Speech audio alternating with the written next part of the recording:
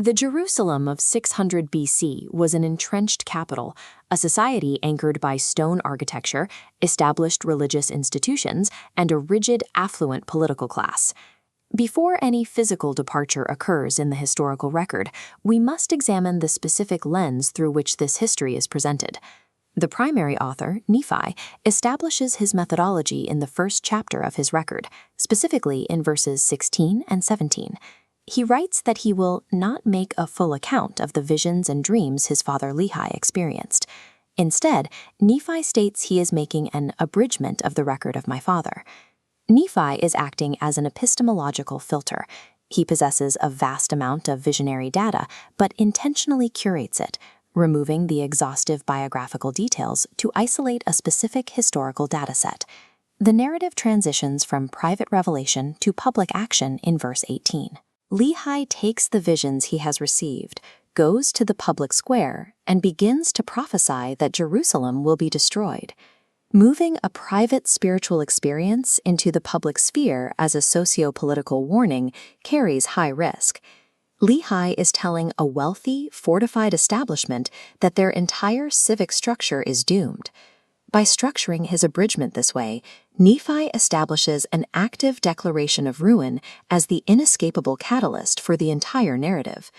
The specific content of Lehi's warning is recorded in verse 19. Here we see Lehi's core testimony. He confronts the citizens with their wickedness and their abominations, and declares that his visions plainly manifest the coming of a Messiah and also the redemption of the world.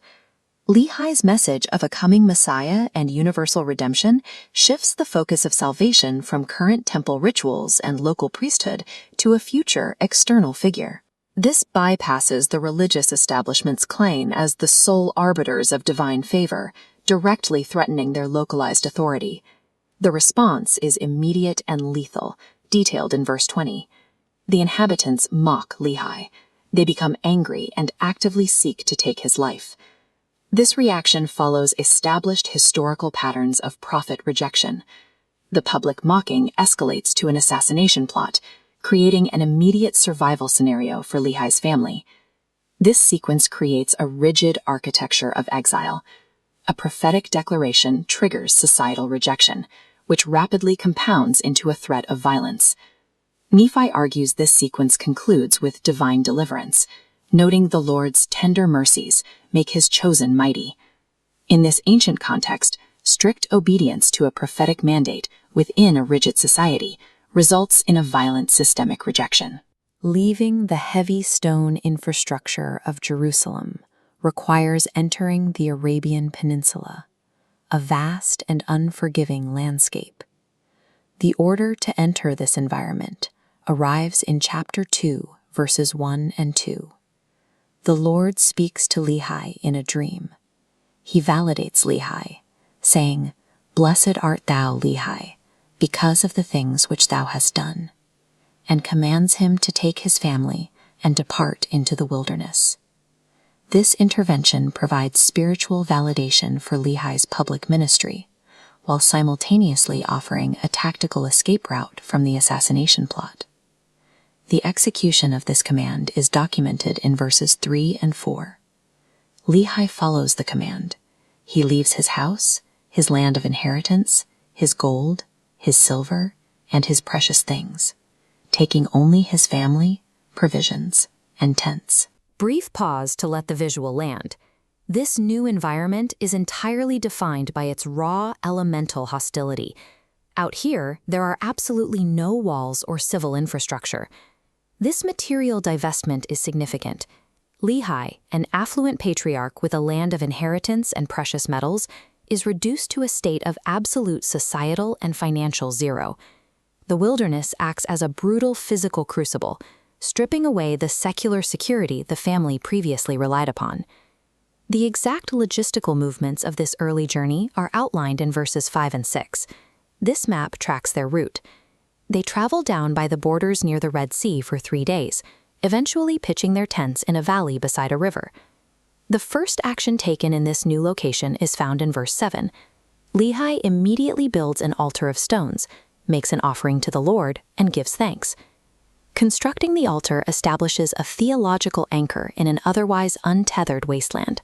He then turns his attention to his sons in verses 8, 9, and 10. Lehi names the river Laman and the valley Lemuel. He tells Laman he wishes him to be like the river, continually running into the fountain of righteousness. He tells Lemuel he wishes him to be like the valley, firm, steadfast, and immovable. This is a calculated pedagogical method. Without physical assets, Lehi repurposes the stark geography around them into permanent, visible metaphors for righteousness and steadfastness. Every physical action Lehi takes in the desert is an attempt to enforce a spiritual reality onto his resistant family. The resistance from his eldest sons is documented in verses 11 and 12. Laman and Lemuel murmur against their father. They dismiss him as a visionary man, complaining that he led them away from their wealth to perish in the desert, based on the foolish imaginations of his heart. This split logic model illustrates the core epistemological schism. Lehi operates on visionary revelation, while the elder sons operate on strict empirical secularism.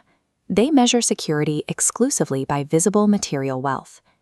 The text provides the specific reason for their murmuring in verse 13. Nephi writes that Laman and Lemuel did not believe Jerusalem could be destroyed, aligning them with those who sought Lehi's life. This mapping reveals their true ideological alignment. Their operational framework perfectly overlaps with the hostile, secular framework of Jerusalem society. This exposes the central tragedy of the departure. The family successfully escaped the physical geography of the city, but the elder sons carried the city's secular worldview into the isolated desert. This ideological tension reaches a breaking point in verse 14. Lehi speaks to them in the valley with power. He is filled with the Spirit until their frames shake before him, and they are confounded into silence and obedience. Raw spiritual authority temporarily overwhelms the secular rebellion within the family unit, forcing a cessation of their public complaints. The psychological and physical pressure inside that dwelling is immense. Nephi concludes this sequence with a final, highly compressed data point in verse 15, "And my father dwelt in a tent." That short sentence represents the final inversion of Lehi's reality. An affluent Jerusalem citizen is now a dependent exile, living in fabric, surrounded by a permanently fractured family in the wasteland.